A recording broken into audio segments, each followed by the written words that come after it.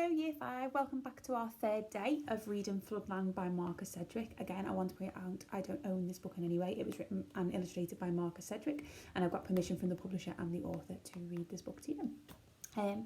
So, welcome back. In chapter 1 and 2, we met our main character Zoe, and we know that she lives on, in Norwich, but unfortunately Norwich is underwater because it's been flooded. She's become separated from her parents because a boat from the mainland will come every day with supplies and take people back to the mainland, and eventually the boat stopped coming. So Zoe's mum wasn't well, so Zoe's dad and her mum got on the boat, and Zoe couldn't get on the boat, so she'd been on her own. She'd found Leica, her rowing boat, which she used to escape from the island, and I asked you to research where do you think she was heading to. It said she originally wanted to row south east and then ended up rowing southwest, and she saw a cathedral. I asked you to look around what cathedrals were nearby Norwich, and I'm interested in what you found. Feel free to give us a tweet on what you found, but I'll read chapter 3 today, and I'm just going to let you know how chapter 2 finished. So remember, chapter 2 finished with the sentences: Zoe thought there probably wouldn't be anyone left on it. She was wrong. So our next chapter, chapter 3, so I've got then, so there she is in her rowing boat. So this is chapter 1 of then, so our chapter 3. What are you? Said one of them. Cats. Zoe sat in the wet mud where the three had thrown her. She'd only been out of her boat for a little while before they'd jumped her. Her head rang from a fierce blow, and she felt confused. She was exhausted from rowing for so long. Nah, she's not cats, said another. He was tiny, much shorter than Zoe. Cats are afraid of water, right? Reckon she's pigs. She looks good in the mud anyhow. The third of them laughed. What are you? Pigs, said the first one again. He was obviously in charge. He was good looking, short, though not as small as the little mouse-like one. Zoe looked at them dumbly. They weren't making any sense. Let's just scrag her anyway, said the third. Their leader ignored this. He turned to Zoe again. Look, we're eels, see, eels. This is our place, so what are you? Zoe's head sang with pain, but dimly she understood what they were getting at. I'm not from here. I'm from Norwich, or what's left of it. They eyed her silently. She's lying, said the third. He looked stupid and mean. Let's scrag her. She's cat, I'm telling you, or pigs. Either way, let's just do her. Shut it, Spat, shouted the leader. Sorry, Doobie. Spat looked suddenly timid. Doobie turned to Zoe. You're from over the water, he said it slowly, suspiciously. At last Zoe fully understood something they were saying. Yes, I'm from Norwich, but it's terrible there. There's hardly anyone left. They all went years ago. Some of us stayed and tried to make it work, but it's all over now. Doobie seemed to ignore most of this, but he said, You've got a boat then? Yes, it's down. Yes, I have. Something stopped Zoe from telling them where she'd hidden it. Not for the first time she wondered if leaving Norwich was the right thing to do, but then she had no choice in the end. A boat? Said the mouse-like one. Yeah, I heard Munchkin, said Doobie. He turned back to Zoe. Show us your boat then. Zoe hesitated. Or we'll scrag you properly, said Spat. Zoe looked at Doobie. He seemed to be the boss. Spat's right, he said. They stood looking at Zoe's tiny rowing boat. She'd been lucky. She'd headed straight towards the island and had found a good place to land. She wouldn't have been able to go any further anyway. Then she dragged the boat up as far as she could, tucking it out of sight beneath a huge old tree that had its feet in the water. It was dying, but it had enough leaves left on it to hide her boat a little. It was as good as she could do. She decided to walk along the shore and find an easy way up to the cathedral. And then coming around the corner of a ruined building, her luck ran out. She walked slap into Doobie, Spat and Munchkin. You came from Norwich in that, said Doobie, looking at the boat and shaking his head. Uh-huh, Zoe mumbled. What does it say on the side? Leica, said Zoe, it's her name. Norwich is east, right? The big old city. Yes, so? Asked Zoe, wanting some answers. She wanted to know where she was, and she was hungry, very hungry. You don't understand, do you? What's your name? Zoe, where am I? I just headed for that. This is the island of Eels, and we're the Eels, see? This is our island, and we're in charge. Now, Zoe, what we're wondering is whether you're telling the truth, whether you've really come across Udan Adan in that. He pointed at Zoe's little boat. Norwich, you say? I didn't think there was anything left to the east. On the other hand, you might be cats or pigs or some other tribe, in which case you've come to try something on. Steal some food, maybe. Maybe knock a few of us off, too. So which is it? Cats? Pigs? Horses? Or is this story of yours for real? Zoe wondered how she could convince them and what would happen if she failed.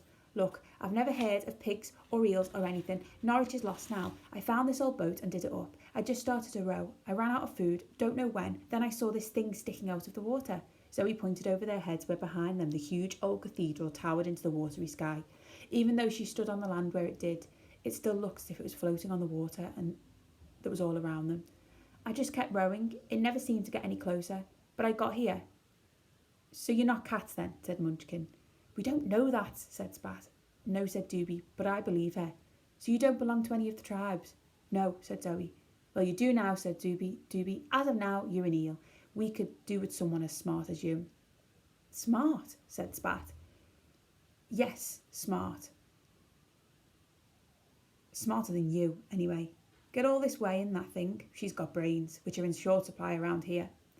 So what, said Spat. He stared straight at Zoe. No one else has joined us before, have they? You always said it was so everyone else who's come snooping. You said, don't tell me what I said, Spat.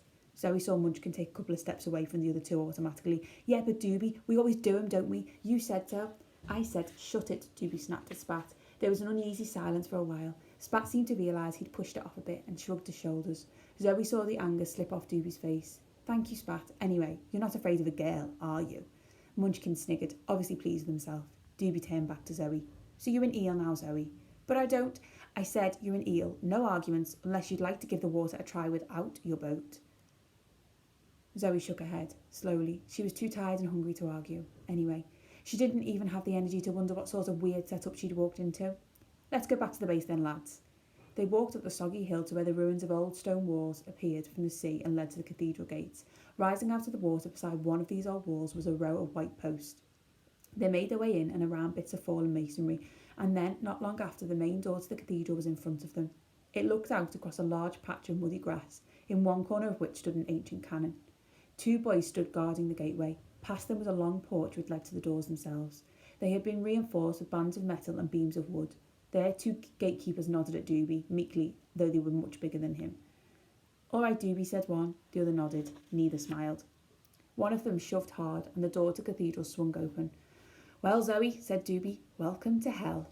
Zoe had seen some unpleasant sights before, but nothing in Norwich was like this. Once more she began to wonder if she'd done the right thing, in leaving at all. Huddled in small groups round smoking fires with the scraps of people, their clothes were hardly more than rags, and were obviously the result of some fairly primitive sewing skills. Doobie and his two thugs were dressed like kings compared to the others in the cathedral. Zoe looked at her own clothes. She'd mended and patched them countless times, but they seemed almost new now. Once inside, Doobie turned to Spat and Munchkin. You've got things to do, he said, and they both went off into the gloom. Zoe and Doobie walked up the aisle in the centre of the cathedral. Zoe couldn't help staring. She stared at the building that had once been magnificent. The floor was thick with dirt and heaps of rubbish. There were broken windows and broken furniture. It was a mess. Then Zoe stared at the people who were living in it. They were in just as bad a state as the building. So far, she'd only seen children, many of them younger than herself.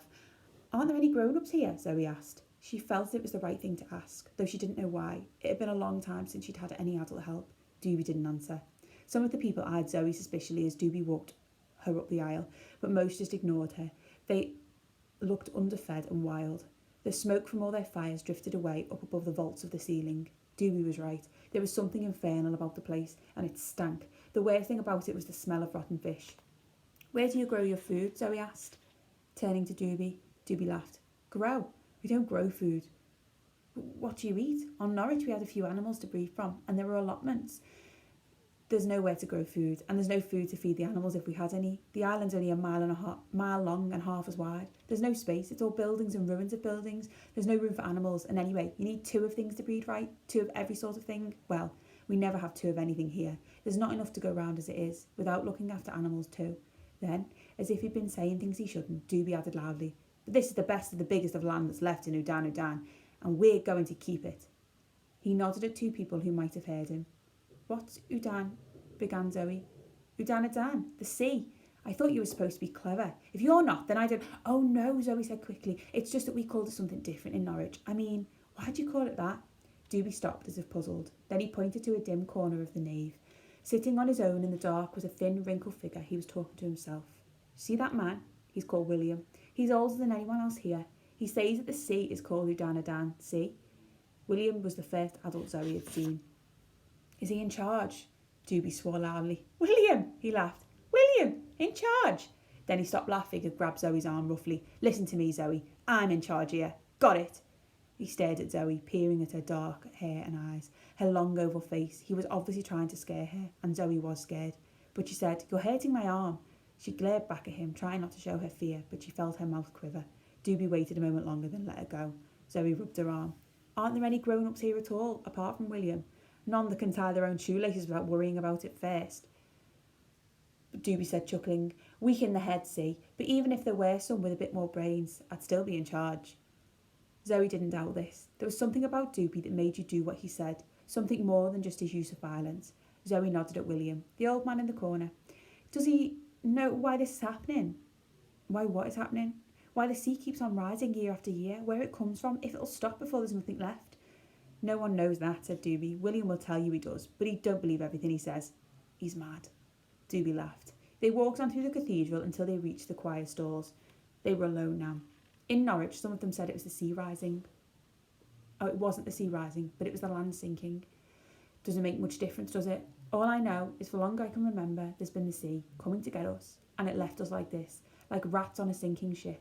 But I'm not going to let it happen to me. Get some rest. Munchkin's getting some food for you. Find yourself somewhere to sleep later on, because I want your help. So, what do we think about Spat, Munchkin and Doobie? Do we think they're good characters? Do we think they're bad characters? What do we think is going to happen with them and Zoe?